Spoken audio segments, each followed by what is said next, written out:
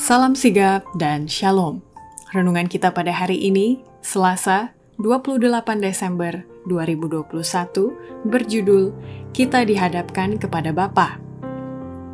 Ayat intinya terdapat di dalam Wahyu 3 ayat 5. Barang siapa menang, ia akan dikenakan pakaian putih yang demikian. Aku tidak akan menghapus namanya dari kitab kehidupan, melainkan aku akan mengaku namanya di hadapan Bapakku dan di hadapan para malaikatnya. Pena Inspirasi menuliskan yang dimaksud dengan judul renungan kita pagi ini, kita dihadapkan kepada Bapa, sebagai persiapan untuk menerima warisan kita dan membuat kemajuan yang tetap dengan Allah adalah sebagai berikut.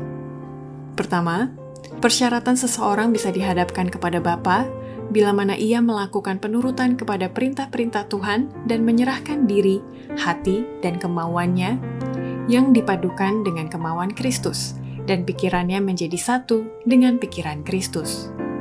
Dengan penurutannya yang sempurna, ia telah menjadikan tidak mustahil bagi setiap manusia untuk menurut perintah-perintah Allah.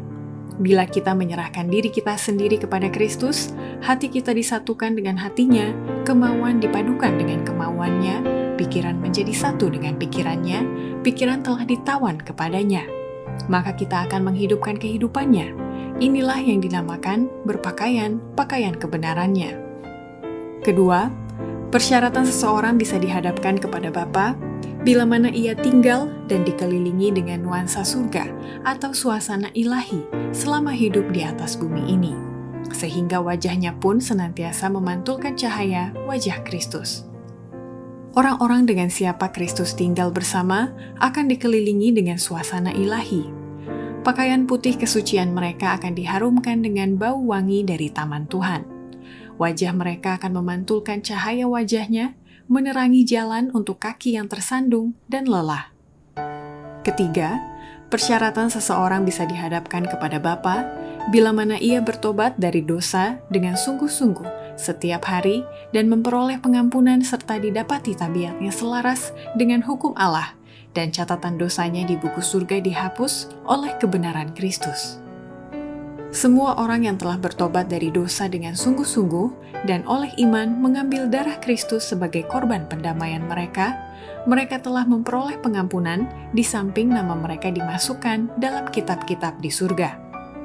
Oleh karena mereka telah memperoleh bahagian dalam kebenaran Kristus dan tabiat-tabiat mereka didapati selaras dengan hukum Allah, maka dosa-dosa mereka akan dihapuskan dan mereka akan dianggap layak menerima hidup kekal.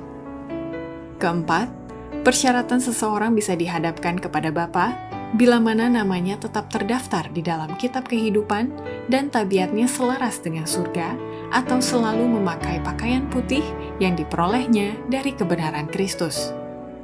Dan kepada penuduh umatnya, ia mengatakan, Tuhan kiranya menghardik engkau, hai iblis. Tuhan yang memilih Yerusalem kiranya menghardik engkau. Bukankah dia ini puntung yang telah ditarik dari api? Kristus akan memakaikan kepada umatnya yang setia kebenarannya sendiri, agar ia boleh mempersembahkan mereka kepada Bapanya sebagai jemaat di hadapan dirinya dengan cemerlang, tanpa cacat atau kerut atau yang serupa itu.